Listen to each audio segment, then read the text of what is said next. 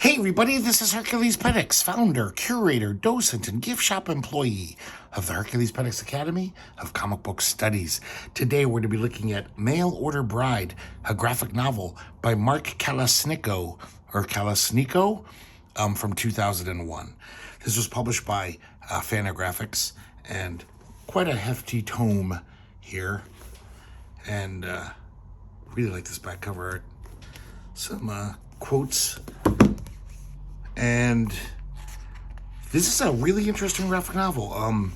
Sometimes the art lets me down a little, I gotta say, in this. But the story is really engaging. It's just some really good delineations of characters in here. Just really interesting characters. So we start off with this. Your body is the bridge between the earth and the stars. And this woman is dancing. I really like this page, these pages of the just kind of almost abstract visions of her body. Now we cut away to this guy, and he's calling for his wife, Kyung. She's looking at pictures of nudes of herself, kind of arty photos. She puts them away in this box.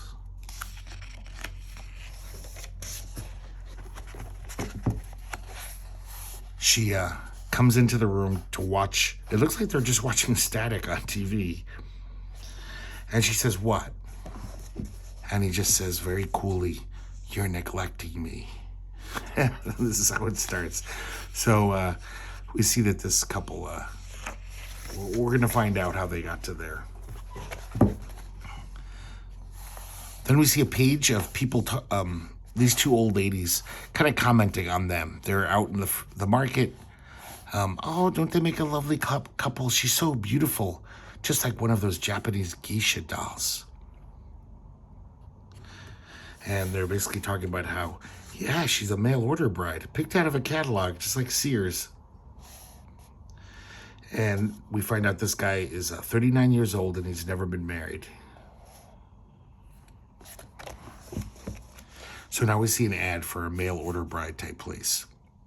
And notice this here: hardworking, loyal, obedient, cute, exotic, domestic, simple. And this is gonna kind of be a little focal point of the graphic novel. We see these kind of idealized, beautiful Asian women. These are the only things that are drawn this photorealistically. But now we see our main character, and this is when, I'll get his name in a second, sorry, I forgot. He's first seeing the photo, or not first seeing it, but he's got her photo from the company, and he's at the airport to pick her up. He's got flowers. He seems very nervous. And then he sees this really hot girl. And not only is she hot, she's Asian. So obviously this guy, that's his thing. That's why he is getting this mail order bride from Korea. He can't keep his eyes off of her, even though he's there to pick up his new wife. And it turns out she's waiting for someone to get off the plane as well. She's standing right next to him. This guy is totally looking at her breasts. He's got a skeeving on her. So the passengers come into the airport, and our protagonist here, the tension is rising. He's sweating more and more. He sees that beautiful Asian woman. She runs up to her, we assume husband. She calls him daddy. And he calls her my little ornamental. So it seems like they got, it's this like kind of sugar daddy. Maybe she was a mail order bride. I don't know. So finally, she arrives and he sees her. He can barely speak. He's so bad around women. And he hugs her really hard. He crushing the flowers he gave her.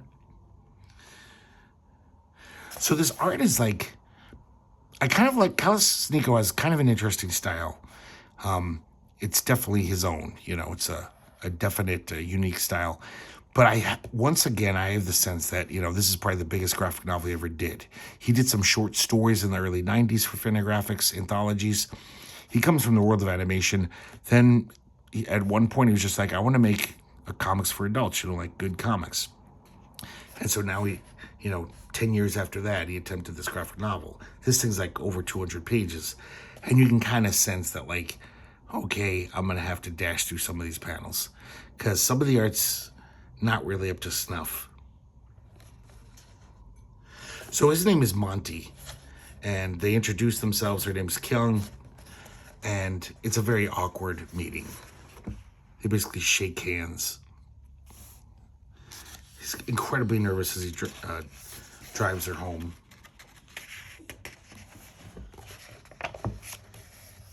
He shows her the smelter. Basically, the city is like, most of it is just a giant industrial park, smelting park. She actually finds it beautiful. She says it looks like a city, even though it's just it's a factory. So she has no accent, which, as we find out about Monty's character soon, that's a little problematic for him. He wanted the typical, traditional, stereotypical view of, an Asian mail-order bride. But she has a knack for languages, so she has no accent. She speaks perfect English. Also, she's tall. He even says, most Asians I know are short. We quickly realize this guy is a child. He's a fucking child. He really has no experience with women. He has really stupid, outmoded, ethnocentric beliefs. And then he's not even smart enough to keep his mouth shut about it. He just blurts stuff out. So he says, I'm going to show you where I work. And this guy owns a comic book store. And he seems like he really loves his store and is proud of it. He's kind of bragging. He's like, I'm the biggest distributor in the area. And it's got tons of toys. It's like one of those kind of comic shops. And it seems like, God damn it, guys. Sorry, I keep forgetting her name, how to say it. Kyung. And so Kyung doesn't seem very impressed. She's kind of just like, oh, okay. This guy is really into toys. She's already sensing that he's kind of a child. So then he says, come see my house, which is right above. He lives above his store. Yeah, some of this art is just pretty shoddy to me. Sorry. I'm not a fan of a bunch of these panels. So in his house, it's almost worse because he's a collector himself. He's a total geek. So he has as many toys as the store does, his own private collection. And she's kind of, she really doesn't seem to like it. She says, this is your house? Like, weird. The whole place is festooned with geeky dolls and posters and just all kinds of pop culture ephemera. He even has like a giant closets full of more of his collection, his private collection. She's kind of overwhelmed. And these all these toys, these creepy, weird toys staring at her aren't helping much. So she says, I need some air, and she runs outside.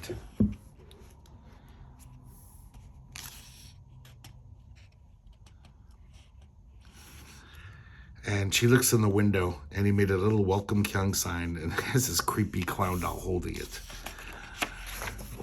So she's not too thrilled. They get married. We're introduced to Monty's father and his two brothers. And I think that's maybe a sister, or maybe a sister-in-law. And Kyung's incredibly beautiful. And, pretty much everyone who sees her says, oh, man, you're pretty.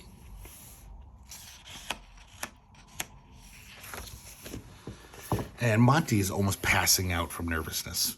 He can barely say the vows. He starts crying. He's sobbing.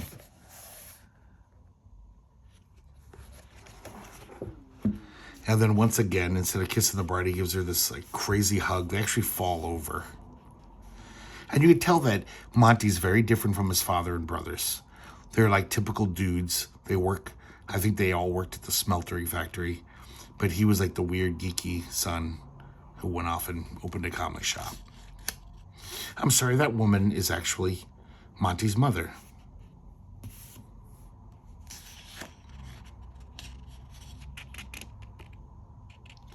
The father's very happy just because he thought his son, he says, I thought he was a pansy. Because we find out that Monty was a virgin, not just unmarried. That's how bad he was with women and weird. So it's their wedding night, and you can tell neither of them want to have sex. They're just like weirded out. He even says, he's just like, oh, I'll sleep on the sofa. You can sleep in the bed. And Kyung kind of comes out and just is like, well, I'm his wife. Are you okay out here? And she says, okay, good night, Monty. But then in the middle of the night, she gets up and basically grabs him by the hand and yanks him to bed. These are some nice panels here. I like this. Very interesting play with light and shadow. Pretty nice. But everything is kind of given this creepiness, because everywhere she walks in this house, there's like some weird doll. This one's saying, I'm horny. Just like staring at them. So just it seems like a little while passes. Monty runs out of the bedroom, runs into the bathroom, and he actually says out loud so she can hear through the door. He says, sob, thank you, God, I'm not a virgin anymore. This is pretty pathetic.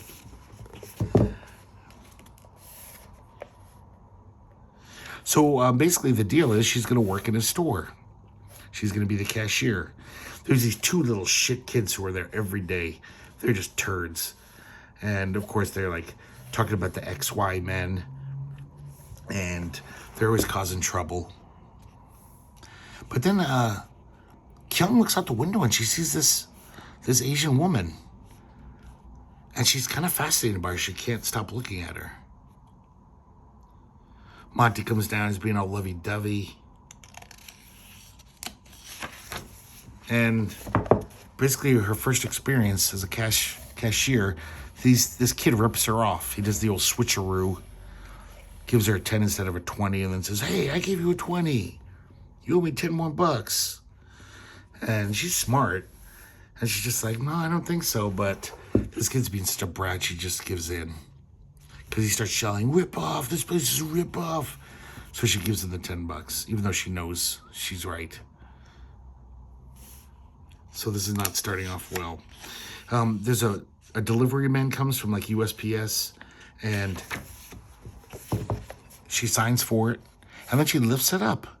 Monty comes running out of his office and says, oh, no. No, you're too fragile to lift boxes like that. That's for me to take care of. You're my little ornamental, my China doll.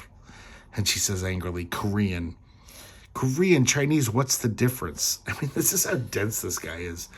He's really dumb and racist. So he says, from now on, I'll take care of the deliveries.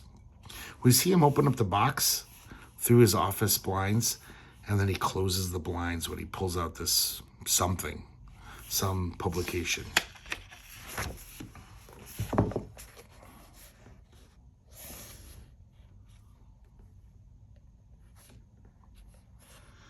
So Kyung tells him a little bit about Korea, what it was like. She says almost all of her friends have also pretty much done what she's done, become mail order brides.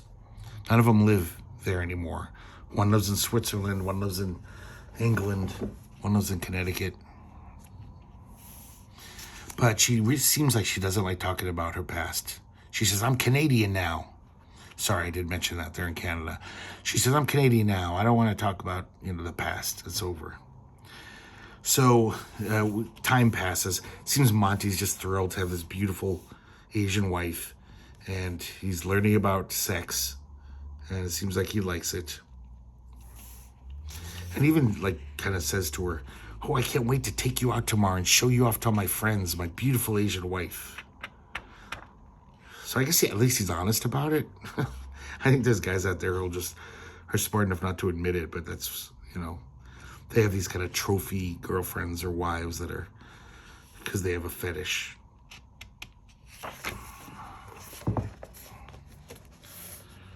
So they go on this long car trip. He's showing her around, showing her the sights of the town. And they go to this coffee place.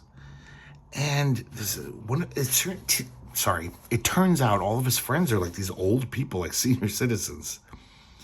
And this one creepy guy, Cecil, he says, "I get to kiss the bride." And he gives her a kiss right on the lips. She does not like that, obviously. But she's being polite, And the barber, the local barber is one of his pals. He's a lot more polite. These two old ladies, Estelle and Ruth, they seem pretty nice, but they're also kind of clueless. Like, they don't seem to get she's Korean. They're like, "Oh, so you're Japanese?"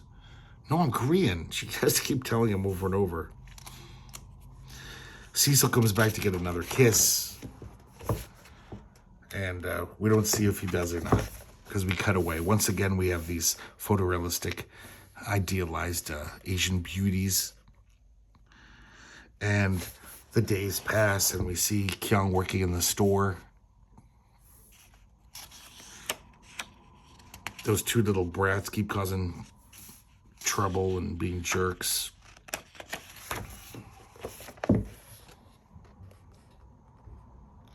So here we see hardworking, all of those stereotypes of what a mail order bride, or at least the hopes a guy like this wants from a mail order bride. They're almost like chapter headings. So she's unpacking her stuff, and she's got this very traditional, like, Korean dress, like something from like an opera or an old-timey movie. And he's so thrilled. He's like, "Oh my God, please put it on." She's like, "I hate this dress. It reminds me of, Korea, and I don't want to be reminded." I was going to throw it out. And he's just like, "No, you can't. Don't you dare. Please put it on for me." And he's totally thrilled. See, this is what I'm talking about here. This is just like, this looks like a bad fanzine artist. Look at his hands. There's so many panels like this where I'm just like, come on, man. Put a little more work into it. Because I think he can. I mean, he's not a realistic artist. He is very stylized. But some of this looks a little slapdash to me. So, of course, he says, "Oh, you look so exotic, so Asian, so sexy." And he says, "Leave it on. I want to have sex with you in it." Not a very pretty picture there.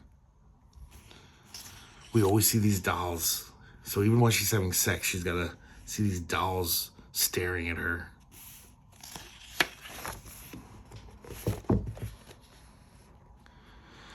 So, the time keeps passing, and more and more she realizes Cecil is a total child, showing off his latest, like, lunch boxes he bought, and all these really goofy little things. This one, what is it called? I don't know. It's some kind of toy. It's like a devil mask, scary looking toy. She turns it around in the case. She doesn't want to look at it. These dolls really seem to upset her. She's not charmed by them at all.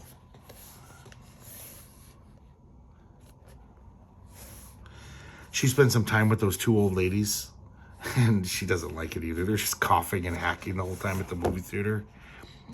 So there's this guy downstairs, next door neighbor, who always revs his engine in the morning. And he's got one of those muscle cars. So it not only makes a lot of noise, but like the exhaust wafts up to their apartment. And she basically says, "Could you ever talk with that guy?" And, of course, Monty's just this total child, kind of cowardly. She's just like, "Oh, he'll stop." And he obviously does not want to.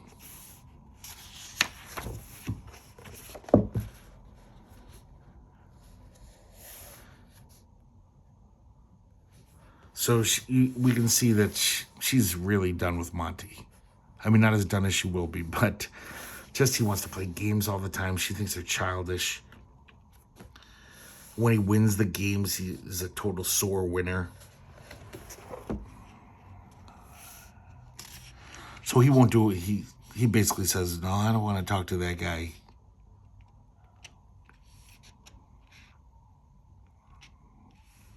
He's very needy, as you can imagine. Always has these stupid requests for, like, when I pull away in the car, I want you to wave to me so I can see it in the rearview mirror. Those little bratty kids are in the store the next day, sneaking into the adult comic section. And they break it. And she basically says, you got to go. So as they leave, they break all these toys on their way out and knock things over. But, you know, she's not that aggressive where she's going to be like, you know, throttle them or just at least say, you know, give them a tongue lashing. There's a lot of pages in here of these dolls. These dolls are like her nemesis. So one day she sees that Asian woman again. And she really seems to be fascinated by her. When I was reading this, I thought, maybe Kyung's a lesbian. I mean, she seems that obsessed with her.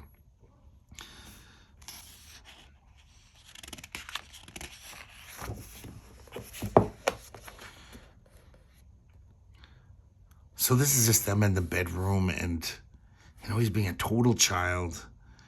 He's like, I know we said we wouldn't talk about love, but I love you so much. And she's like, give me a break, you know? I just met you, I don't know, weeks ago. Oh, I guess 3 months now. And to make it worse, he puts on this really creepy, weird baby mask. It's like that mask in Brazil when the guy, Jonathan Pryce, is getting tortured. Once again, he tries to find out about her life, her past life, her family. She doesn't want to talk about it. And of course, he says stupid, racist jokes about it. He actually says, "ah, so" to her. He's so fucking clueless. I do like this mask, actually. It's a great mask. She says the main reason she came to Korea is she wants change. So they're driving to Monty's family's house for dinner, and Kyung is driving. He wants Kyung to learn how to drive. They get in a little spill. They kind of, in the driveway, they kind of go into a snow pile, and they're stuck. The two brothers come running out with shovels. And then the father comes out and totally cracks open the hood, seeing if anything's wrong. And then he gets behind the wheel. He says, "Move over, Monty. You're not doing it right. I'll show you how to get out of a snow pile." And Monty is totally emasculated in front of Kyung. And she seems to really like the father and the two brothers. She seems to smile more at them because they're not fucking weirdos.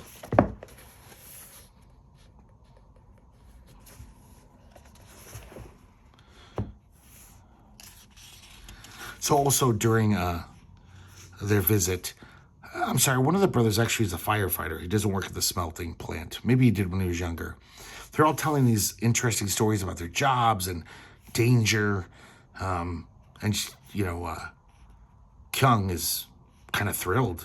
She's like, whoa, laughing at their jokes, which he never does to Monty because he's a humorless dummy. And he's noticing this. He's not liking it at all.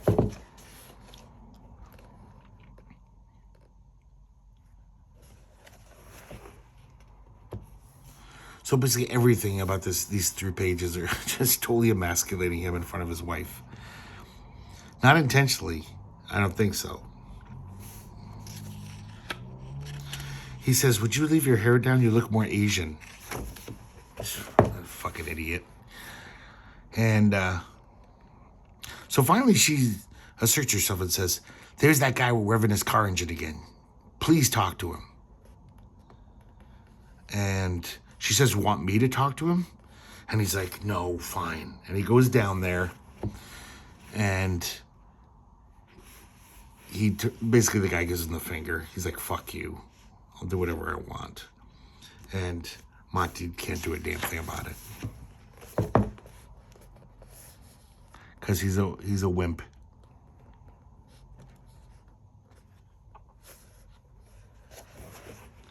Once again, she's got to hang out with his old friends. And she even like asks him, is like, what's up with this? This is weird. All your friends are like senior citizens. You don't have any friends your age. So she doesn't like that either. Which maybe isn't the nicest trait that she has, that she's ageist. But, I don't know. How many people in their 20s or 30s want to hang out with 65-year-olds? He basically says, he even kind of admits, he says, oh, people make me feel good. There's no competition, nothing to prove. Because, young virile men, he falls so far short of them. He doesn't want to hang out with them and be reminded what a loser he is.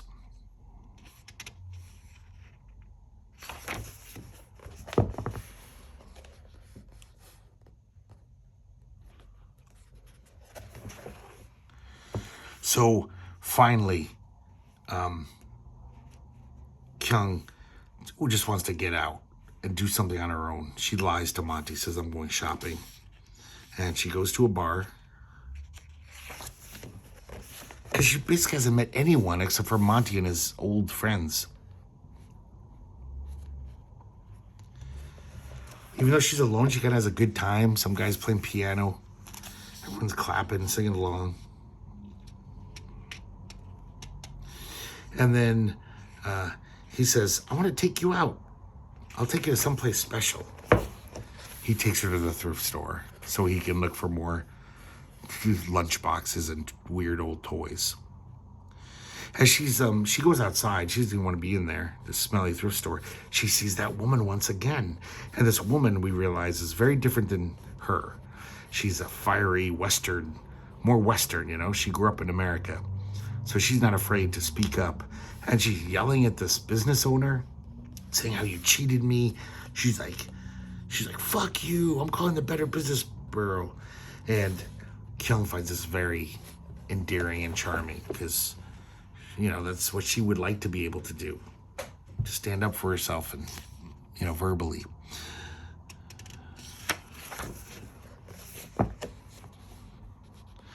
So they go to buy a new car. Monty needs a new car. The guy tries to rip him off at the very end of the negotiation. He's like, oh, actually, it's an extra $500. And Kyung is not having it. He's totally willing to cave, Monty is. But she's like, he's cheating you. Let's go home. And she asserts herself. She says, no, this is a ripoff. I think she was inspired by that woman. She says, you're cheating us. I'll call the police. I want to see the manager. The manager comes out, sees what a huzzerize has occurred, and says, give it to him at the original price. And they drive off. And Monty says, I thought Asian girls were quiet. And she says, they are when their men stand up for themselves. It's like, ow. Traditional.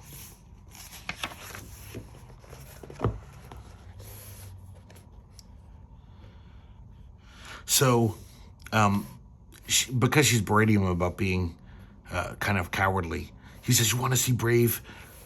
I'll show you what I'll do to that guy next door. And he puts sugar in his tank. He's, too wimpy to confront him physically. And he totally feels victorious. And is just like, his car won't start, I win. And she calls him a coward. Slams the door in his face.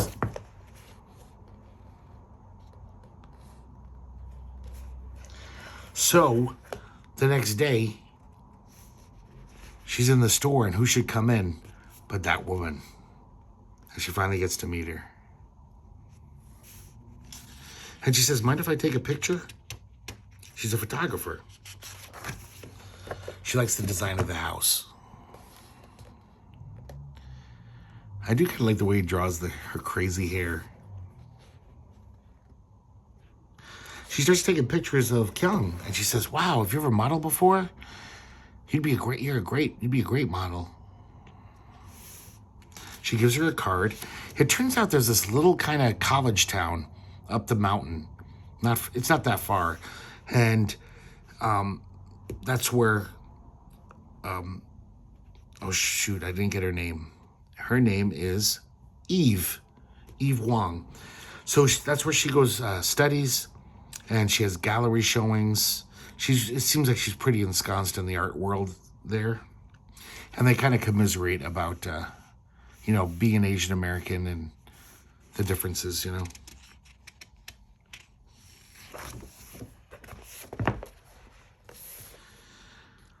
So, once again, Kyung sneaks out from the store. She says, I gotta go shopping, and just runs out the door. She drives the car up to that little old mining town. It was a mining town. Now it's like a kind of bohemian center. And she sees all these hippies and bohemian types and gothy types walking around. She seems kind of fascinated by it all. And she sees Eve. Eve is taking down her latest gallery show, and she helps her out. And of course, they're bonding more and more. They seem kindred spirits, even though Eve is very different than her.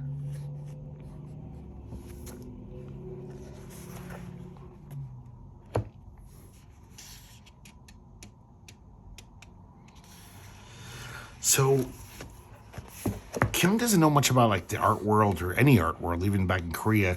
So she's kind of showing her, and Kyung finds it all fun and interesting. And she says, really, you got to model more for me. And, I could pay you. Figure out a way to convince your husband to let you model for me at least one day a week. So now she takes her to this dance performance at the college. And this is the opening images we saw. And this is kind of, kind of artsy ballet. Kyung's a little shocked that she's naked. And so then these kind of cheerleader dressed women, like black cheerleaders, they come stomping out. And they it looks like they're oppressing this naked dancer.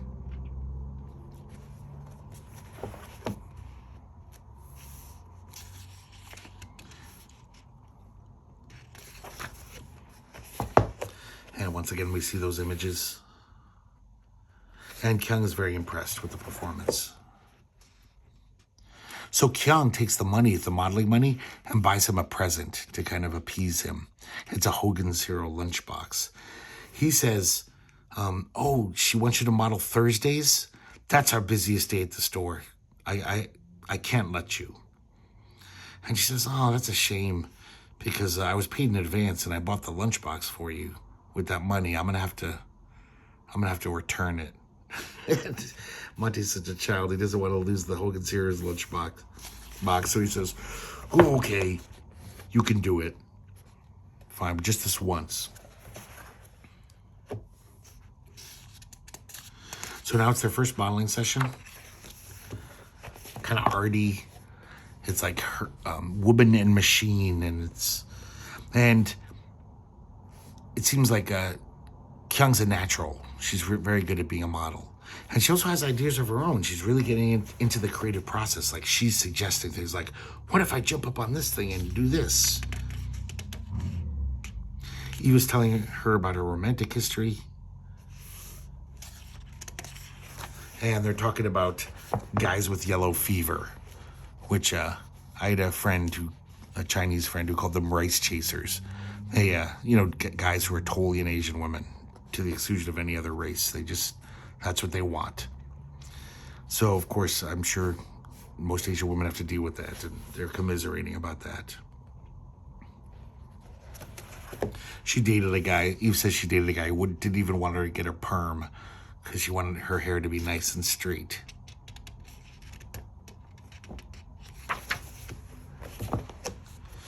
So they're even doing nudes.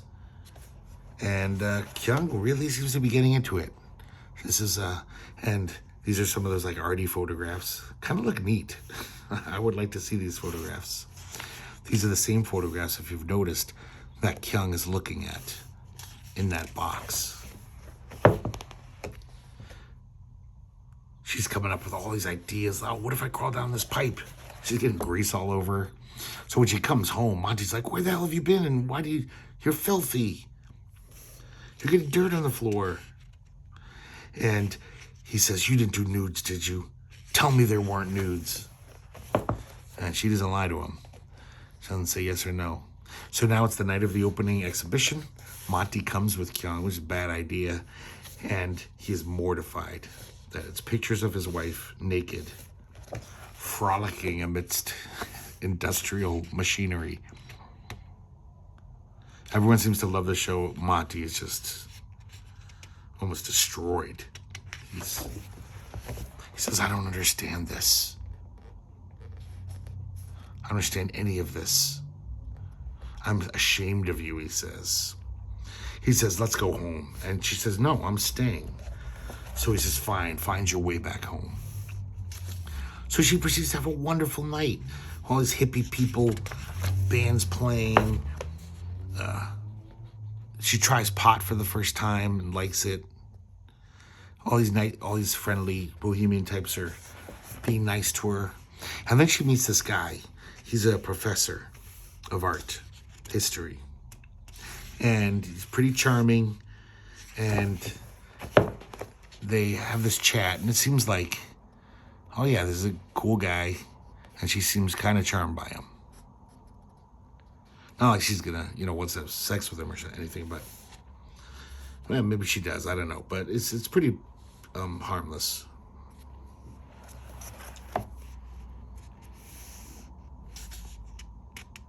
Look at that guy's face. Doesn't have a nose.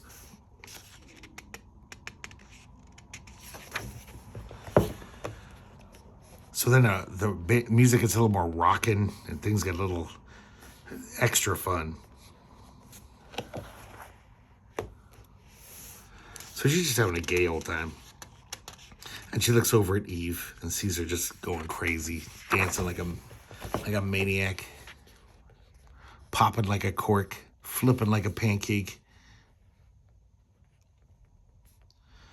And she also seems to just like this world where people talk about like important things like literature and art and music instead of talking about toys and what recent, stupid pop culture thing they bought. She gets a ride home. Monty pretends that he's asleep.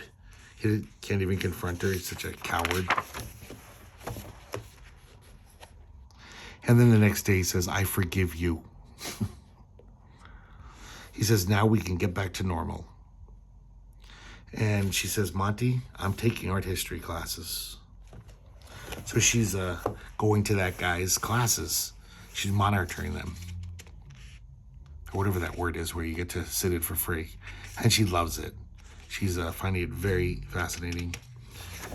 Totally starts getting involved in this artsy bohemian lifestyle. More and more people are kind of her friend.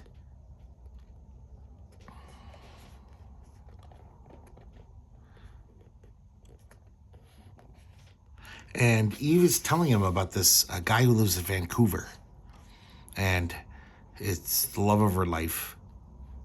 And, long distance relationship. But she really is crazy about this guy. So Monty comes to pick her up because she misses the bus, the last bus. And he's of course, all pissy about it. He's like, this is just a one-time thing. You better find your own way. I'm not going to be your chauffeur. So she gets her own car. It's a hunk of crap. It's a pretty shitty car. But it drives, but it breaks down on the way up there.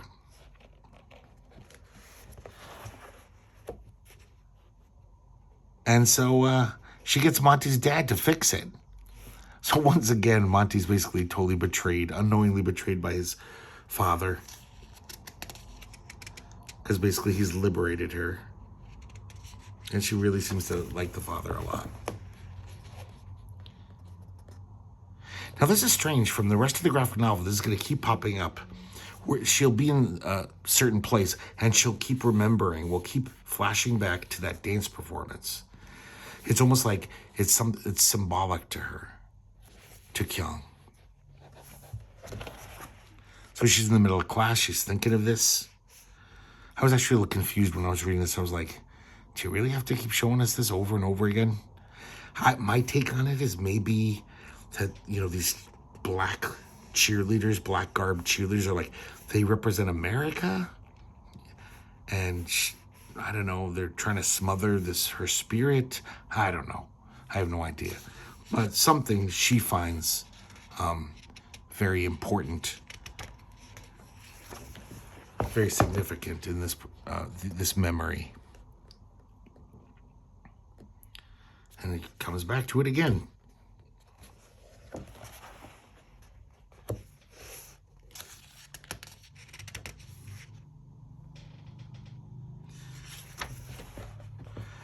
We find out that Monty is like, other than having senior citizen friends, he's also kind of friends with the little kids. So he can identify with the little kids because he is a kid. And they kind of think he's cool, except for those two little turds.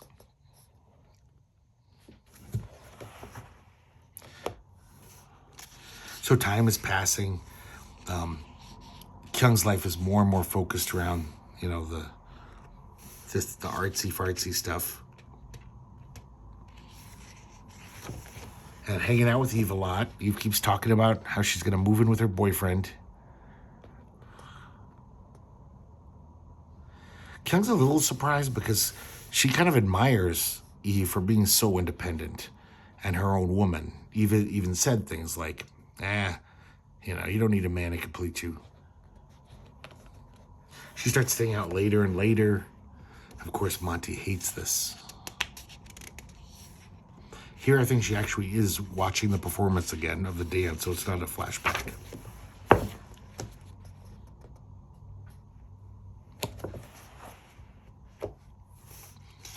Oh, actually, it looks like she's at a dance class.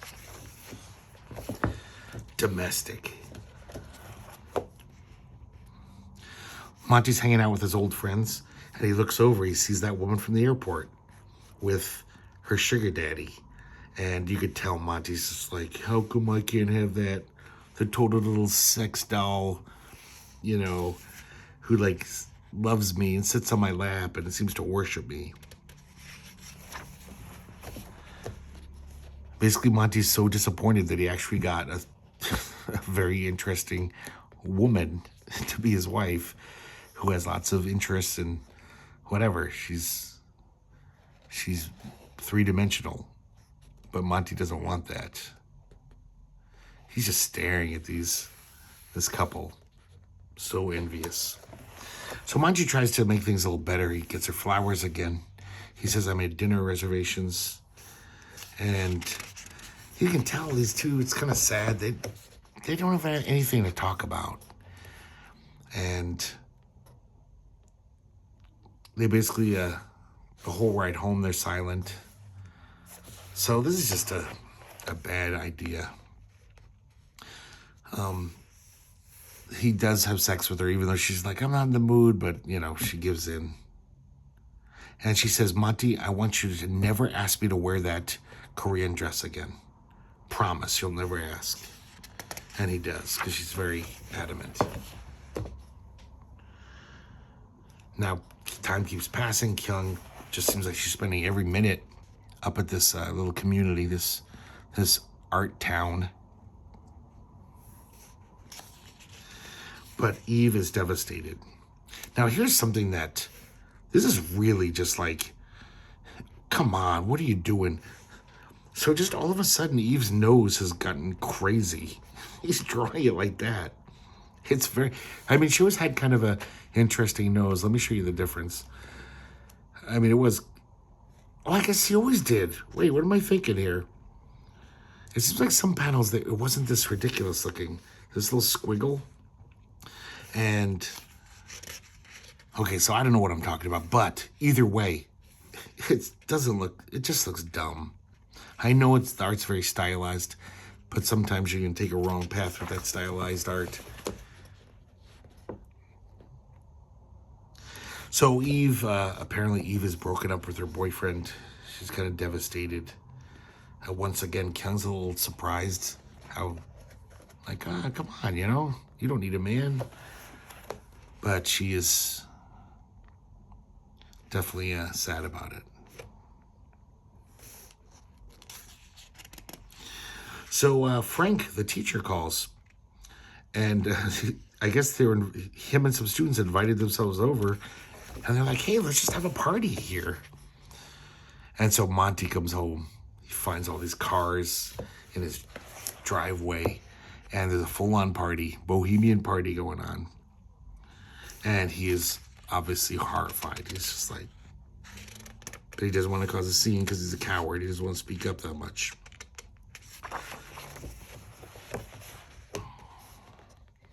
Everyone's really friendly, but they can kind of sense that Monty doesn't want them there.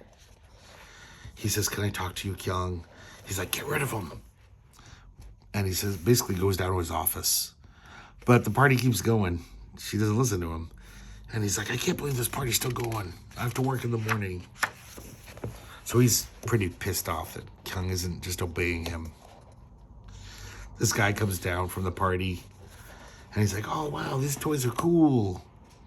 Monty doesn't want him there, though.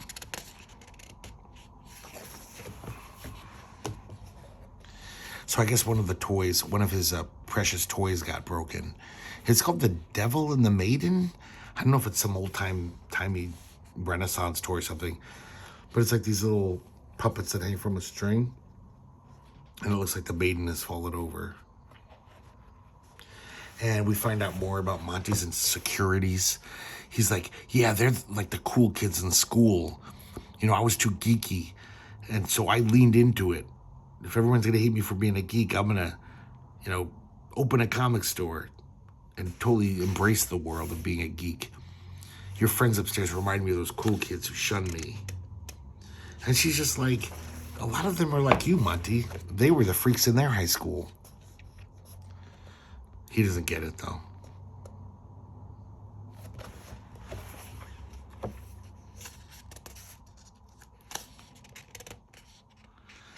And she sees that Monty throws her flowers in the garbage. He got her flowers earlier, and he threw them away. That's how petulant he is.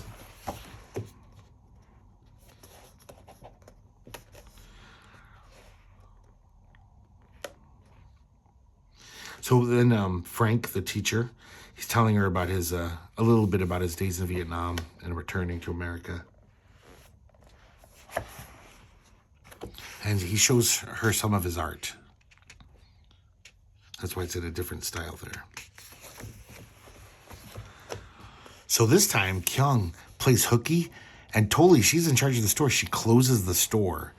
Obviously, Monty's going to be pissed off. She doesn't care. Frank says, come on, you're going to model for me now. And she gets on his motorcycle, and she's having a great time. Now, this is the weird thing. They get to the secluded spot, and he asked her to wear this dress. Or maybe he just said, wear something, traditional. So she's wearing the dress that she begged Monty, or basically commanded Monty, never to ask her to wear again. And she doesn't seem to mind now. Because Frank isn't a creepy, rice chaser.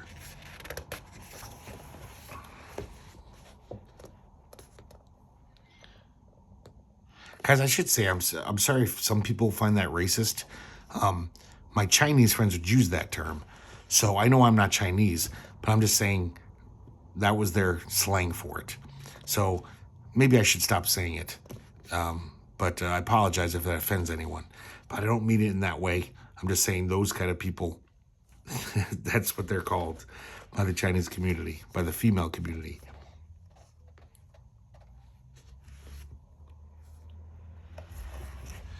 So we find they start talking about Eve.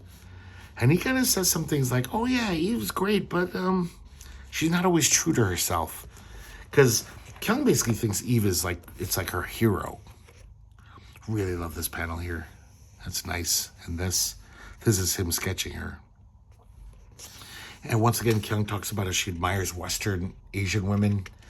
They're more free, you know, the ones who've lived in America they're almost all their life or their whole life. Once again, she's doing all these daring things like, hey, what if I get up on top of this train? So she really gets into being a model. So I guess Cecil saw them driving around. The old guy that is friends with Monty tells Monty's furious. You can kind of imagine. He was like, you wore the dress that you said I could never see again?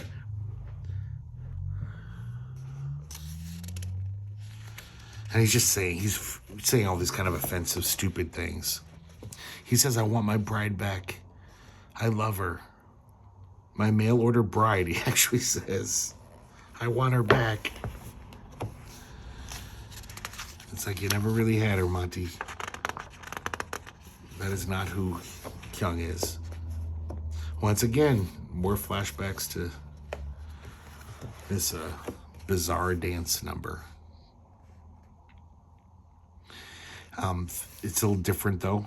I think this might be a dream or a nightmare. You know, the cheerleaders are more ominous in this, more threatening. Until basically the dancer is smothered in pom-poms.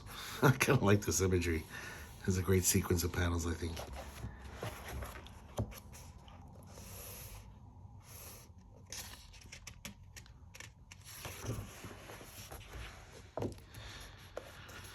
So Kyung runs home. It seems like the store is closed. It's got a be back in 15 minutes signs or 10 minute sign. So she goes upstairs. She's like, where's Monty? And she opens the door to the bathroom, and Monty is jerking off to Asian porn. Naked pictures of Asian women. And she is pissed off. She's like, you bastard. He's like, I can explain. And she is just completely furious. And she says, that's why you didn't want me to lift those boxes. This is what was in those deliveries. Where's your secret cache? Where? She starts tearing shit apart. He's like, no, stop. You're breaking stuff. She's basically forcing him to tell her where it is. She goes grabbing boxes, throwing them on the ground. He's like, stop, please, stop. Then she finds it, a whole box of Asian porn. Poontang. XXX Asian. Once again, he draws it more realistically. It's like photos. So he's nailed. And she's reading off the titles to humiliate him. And she says, is this what you think of me? He's completely demoralized.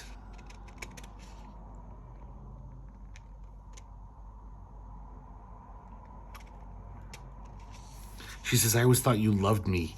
You don't love me, you love this. You love a fantasy, she says. I'm just an oriental doll stuck between the troll doll and Barbie. Which is kind of true. And then he grabs some of her art photos and says, what about this? And she says, how dare you compare my art to your crap?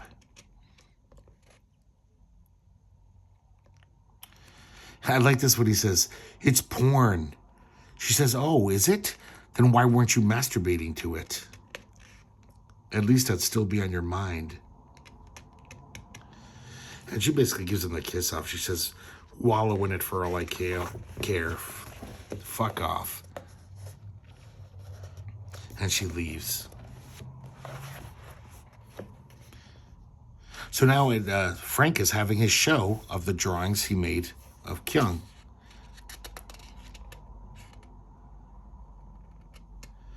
And he's wondering where Kyung is. Of course, so is Monty. So Kyung shows up to this art gallery. And Eve says, can I speak to you alone?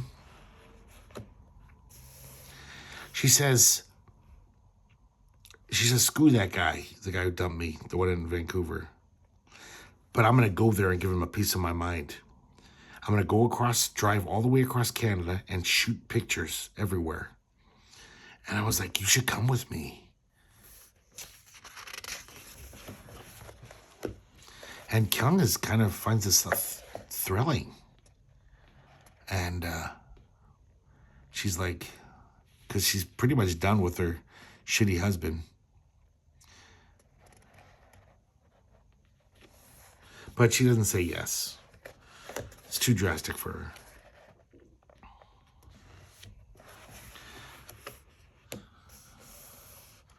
I think it's interesting that Eve says, you know, I've seen your husband's eyes. He's afraid of you. He's totally afraid of you, which is true. So Eve leaves the gallery, goes out to her Jeep. Somebody has written Dyke on her window. Misspelled. I'm sure you can figure out who it is.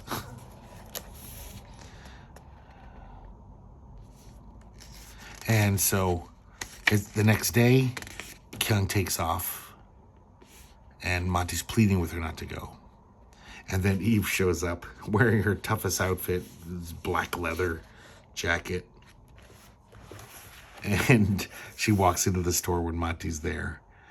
And Monty's fucking terrified. She confronts him. She says, I know what you did to my car window. You ballless wimp, you coward.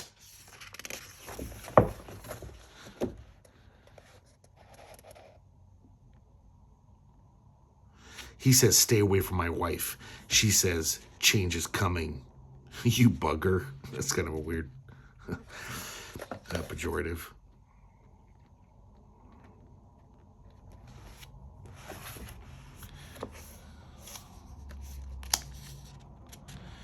Oh, I forgot Kyung told her about the pornography. So she's bringing that up, and he just totally humiliates him. She says, you'll be a boy man forever. You're pathetic. So now Kyung goes to the barber. Remember the old barber that's friends with Monty? And she says, I want you to cut off most of my hair. I want to get a shortcut. And he even says, but I thought Monty liked your hair long. She says, Monty's not here. Shut up. Cut my hair very short. So she gets this kind of cute. I think anyone else would be like, wow, she looks great. But of course, Monty is just, when he sees her.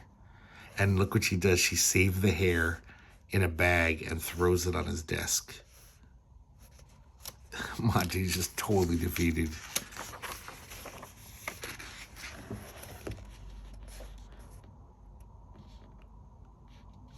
And so she's basically like, yeah, I'm living here, but I'm going to do whatever the fuck I want. From now on, I don't got to listen to Monty. He's no power anymore. She goes out whenever she feels like it. Stays out late. Monty, of course, is just sad as fuck about it. So Monty burns all of his porn. And it looks like Kyung is watching him do it. No, I don't know if she forced him to do it. We don't see that thing. Or if he just decided to do it and she saw it. So you think maybe at least, okay, well, he can change. He's still just a loser, but you know, maybe something can be salvaged here. Simple. So Kyung even takes up smoking, even though Monty hates it. She's just smoking in the house. And she just keeps verbally chopping on him. And he can't win. Because he's gutless. The next day, she's working at the shop. Basically planning her trip to Toronto. So I think I'm confused now. I thought the boyfriend lived in Vancouver. Maybe he lives in Toronto. I don't know. Doesn't really matter. So she doesn't even give a shit about the comic store anymore. And those two brats start fucking with her. She slaps that kid. Now, I know that seems extreme. I didn't read out everything this guy said. Kid deserves a good slap. He's a terrible kid. And she 86 him from the store forever. And he's just like, no. Totally terrified. He runs out. The friend, too. She kicks him out.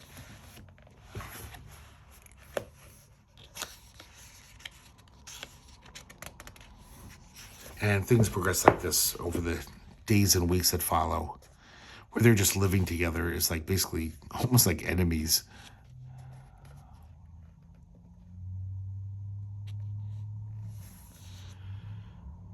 So I guess he continues to masturbate, though. Maybe he found some other porn, because she even just tells him, she says, hey, when you whack off, can you flush the Kleenexes down the toilet? They stink. I guess he's just throwing them in the garbage pail.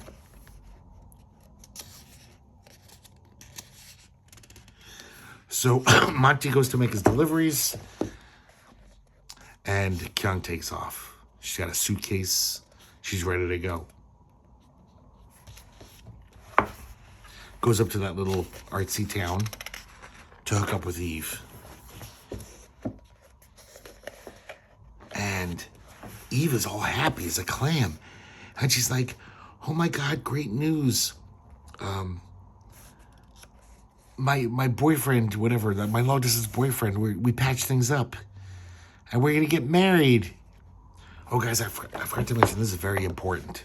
Kind of subtle little thing here. Where we see these two people. We don't hear the name Eve, but they're talking about a woman. They're like, yeah, she's been stalking him for a long time, the sportscaster. Yeah, but I thought I stood a chance with her.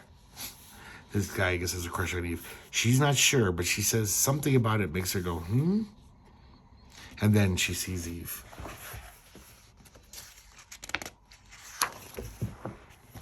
So Eve is telling her about, shows her the ring.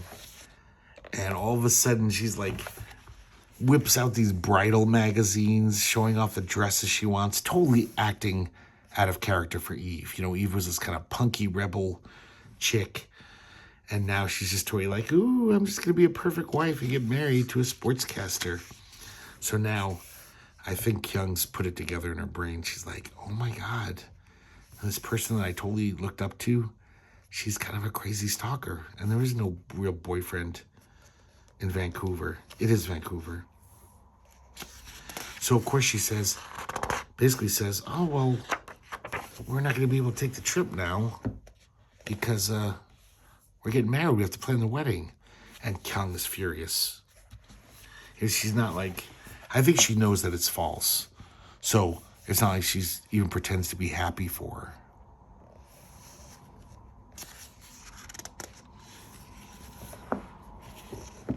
Look at that nose. It's ridiculous.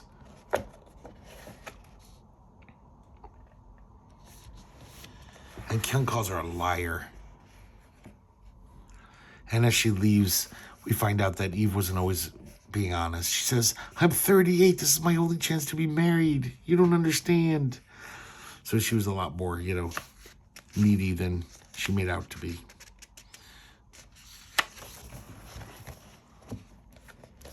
So Kyung drives home in the rain.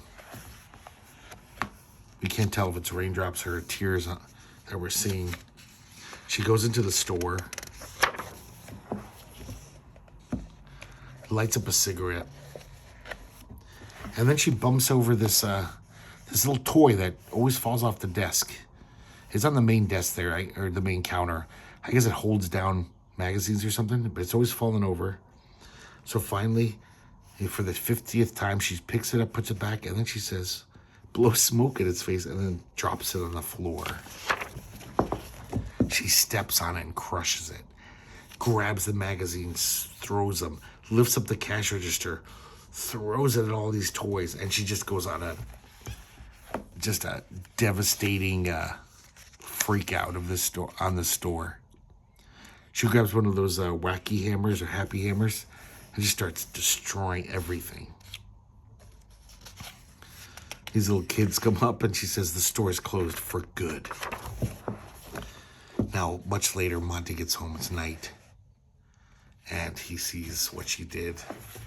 Look at this. She knocked over all the shelves. I mean, it's just complete mayhem, complete havoc. And you remember, this is just Monty's pride and joy. And he says, who could have done this? And Kyung says, hi, honey, like the way I redecorated. And so all of this is finally bubbled up now. And Monty lunges at her. You bitch! She lunges right back towards him. Bastard! And they just start fighting, trying to kill each other. The whole time they're saying, I'll kill you! You fucker! Even calls her the C word. And then they're just really hurting each other. She's hurting him, it looks like, more because he's such a wimp. But he's trying to hurt her. Once again, the paucity of the art in these pages of the fight, it really stood out. Like, oh man, this isn't very good art.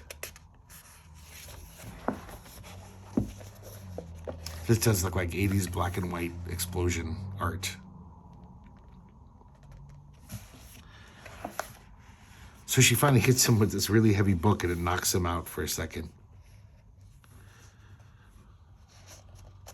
And she's just yelling all the things she always wanted to yell at him. Wimp, coward, geek.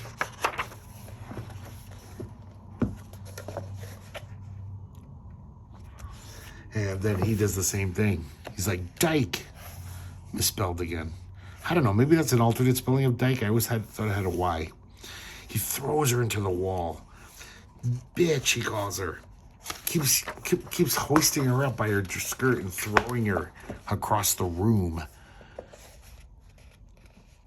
And she's unfazed. Well, she's in pain, but she dives out of the darkness at him.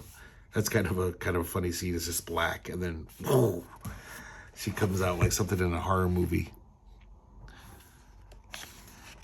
And all the shelves topple. So they're making the story even worse. He says, you destroyed me. She says, talk, talk, talk. Coward. Cowards, liars, she says. He says, I know you hate me, but why ruin me? And then this is where things get really serious. We get down to bare tax here. Is that the phrase? We get down to bare tax, hard tax. And so he says, what about you? What's coward in Korean? The place you never talk about. And it seems like he's hitting a nerve. He's basically saying, see, it takes one to know one. Yeah, I may be a coward, but you are too. You needed people. You needed me even. You couldn't come here all by yourself to big scary Canada, get a visa, hop a boat. You needed me on the other side. And then he throws her suitcase at her, says, go. Time to leave. And he's dragging her towards the door. And we realize that no matter how much she loathes him, he's right. I guess she does need to stay married to him to, I guess, keep her green card, or I don't know how that works, but it does seem like she's in it, knows that she can't escape. And we just see her just sobbing. It's just so, like, God, the hatred between these two. He says, I can't even stand the sight of you. And so now we go back to the very first scene. We didn't realize that was a flash forward. And he calls Kyung. And Kyung dutifully comes to the TV room. And he says, you're neglecting me. But then there's one last flashback. Oh, not yet. Monty rebuilds a shop, remodels it. He has even more creepy stuff in it, it seems. And we see them shopping now, and they don't look like a lovely couple at all. But we still hear those two old ladies saying, what a lovely couple. They're just going through the motions, you know. We gotta get food. They can't even look at each other. But these two old ladies are like, they look so happy. So now Kyung is in this, well, both of them, Kyung and Monty, basically, are stuck in this private hell for forever, I guess. And now we have one more flashback to the dancer. Your body is the bridge between the earth and the stars, it says once again. We see more creepy dolls and more of the dancer. I think some of these are the exact same panels, but I'm not sure. Once again, she's smothered by the pom-poms. Kyung sees herself as one of those cheerleaders in this little daydream she's having. And a single tear falls from her eye and she wipes it away. And we see that toy which has never been fixed. The devil and the maiden. And the maiden has fallen. And more creepy toys. Oh man, that's a devastating ending. I think that's why, if this wasn't so well written, I would probably not even keep this. There's so much shoddy art in this, even though I like some of the panels. Definitely like his stylized art sometimes. But man, this story hits me. And rereading it again last night for the first time in 20 years, I was like, whoa, this still packs a wallop. Just the pessimism of the ending, the bleakness. And that's what love's about. Love's one of the best things you'll ever feel. But it's also that too. And a lot of movies and books and comics, they don't show that part of love. Love gone sour. So, hope you guys like looking at it. Sorry it took so long, but it's a pretty big graphic novel. And hope to see you next time here at the Herculespetix Academy of Comic Book Studies.